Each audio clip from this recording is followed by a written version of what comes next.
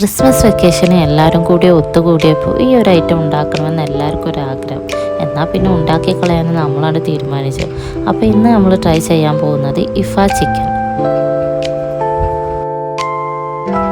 ഇതിനായി നമുക്ക് കുറച്ച് ലെഗ് പീസ് എടുക്കാം. ഇവിടെ ആളെ എണ്ണം കൂടുതലായതുകൊണ്ട് ലെഗ് പീസിൻ്റെ എണ്ണവും കൂടുതലാണ്. നിങ്ങൾക്ക് എത്ര ആൾക്കാർക്ക് വേണ്ടിയാണോ ഉണ്ടാക്കുന്നത് അത്ര ആവശ്യത്തിന് ലെഗ് പീസ് എടുക്കാം. പിന്നെ ഇവനെ ഒന്ന് അടിച്ച് പരത്തിയെടുക്കാം. ചിക്കൻ ഒന്ന് സോഫ്റ്റ് ആവാൻ വേണ്ടിയാണ്.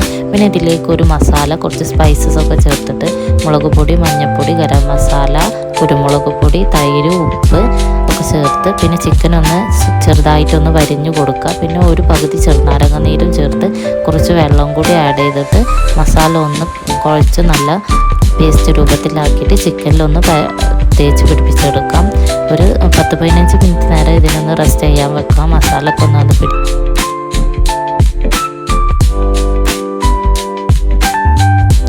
അപ്പോൾ ഇതിലേക്ക് നമുക്കൊരു വൈറ്റ് സോസും കൂടി വേണം. അതിന് ഒരു പുഴുങ്ങിയ മുട്ട, അതിൻ്റെ വെള്ളം മാത്രം, ആവശ്യത്തിന് ഉപ്പ്, 2 അല്ലി വെളുത്തുള്ളി, കുറച്ച് വിനീഗർ, കുറച്ച് പാലിന് പകരം ഫ്രഷ് ക്രീം ചേർക്കാം. പിന്നെ കുറച്ച് വെജിറ്റബിൾ ഓയിലും കൂടി ചേർത്ത് നന്നായിട്ട് അടിച്ചെടുക്കാം. പിന്നീട് ഞാൻ ഇതിലേക്ക് ചേർക്കാൻ മറന്നു പോയൊരായിട്ടാണ് ചീസ്. നമുക്ക് ചീസിൻ്റെ ടേസ്റ്റ് എത്ര ഇഷ്ടമാണോ അത്രയും ആവശ്യത്തിന് ഷീറ്റ് ചേർക്കാം. എന്നിട്ട് നന്നായി അടിച്ചെടുത്തിട്ട് ഈ ഒരു രൂപത്തിൽ ഒരു ലൂസിൽ അടിച്ചെടുക്കാം. പിന്നെ നമുക്ക് മാറ്റി വെച്ച ചിക്കന് നന്നായിട്ടൊന്ന് എണ്ണ ഒഴിച്ചിട്ടൊന്ന് വേവിച്ചെടുക്കാം.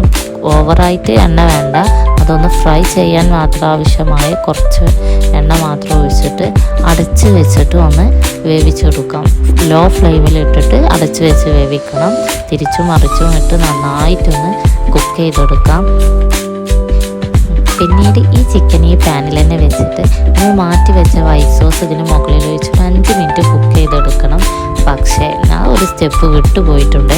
ഞങ്ങളുടെ സമയം കൂടുതൽ കൊണ്ടാണ് അത് കഴിക്കാനുള്ളൊരു ധൃതി കൊണ്ടാണെന്ന് അറിയില്ല. ആ ഒരു സ്റ്റെപ്പ് മറന്നുപോയി. പകരം വൈറ്റ് സോസ് ഒഴിച്ച് അപ്പം തന്നെ ചിക്കൻ ഞങ്ങൾ കഴിച്ചു തുടങ്ങി കേട്ടോ. പക്ഷേ കുഴപ്പമൊന്നുമില്ല, രണ്ടും ടേസ്റ്റിന് പ്രത്യേകിച്ച് ഡിഫറൻസ് ഒന്നുമില്ല, കഴിക്കാൻ കുഴപ്പമൊന്നുമില്ല.